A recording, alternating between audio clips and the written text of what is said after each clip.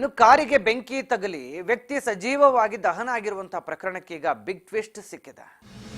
ಬೆಂಗಳೂರಿನ ಕಾಡರಹಳ್ಳಿಯ ಮುದ್ದಿನಪಾಳ್ಯದಲ್ಲಿ ಘಟನೆ ನಡೆದಿತ್ತು.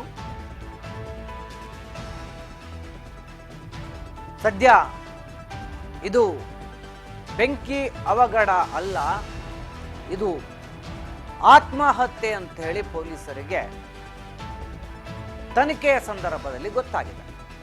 ಕಾಡರಹಳ್ಳಿಯ ಮುದ್ದಿನಪಾಳ್ಯದಲ್ಲಿ ನಡೆದಿರುವಂತಹ ಘಟನೆಯಲ್ಲಿ ಉದ್ಯಮಿಯ ಕೊಲೆ ಅಲ್ಲ, ಇದು ಆತ್ಮಹತ್ಯೆ ಅಂತ ಪೊಲೀಸರು ಪ್ರಾಥಮಿಕ ಹಂತದ ತನಿಖೆ ಸಂದರ್ಭದಲ್ಲಿ ಪತ್ತೆ ಹಚ್ಚಿದ್ದಾರೆ.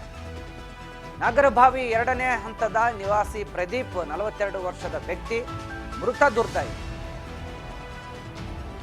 ಹೋಟೆಲ್ ಉದ್ಯಮ ನಡೆಸ್ತಾ ಇದ್ದಂತೆ ಪ್ರದೀಪ್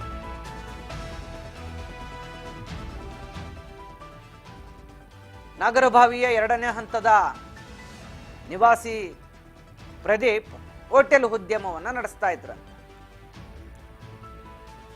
ಇದು ಕೊಲೆ ಅಂತ ಕೆಲವರು ಹೇಳ್ತಾ ಇದ್ರು, ಆದರೆ ಇದು ಕೊಲೆ ಅಲ್ಲ, ಇದು ಆತ್ಮಹತ್ಯೆ ಅಂತ ಹೇಳಿ ಪೊಲೀಸರ ತನಿಖೆಯ ಸಂದರ್ಭದಲ್ಲಿ ಪ್ರಾಥಮಿಕ ಹಂತದ ತನಿಖೆಯ ಮಾಹಿತಿ ಸಿಕ್ಕಿದೆ.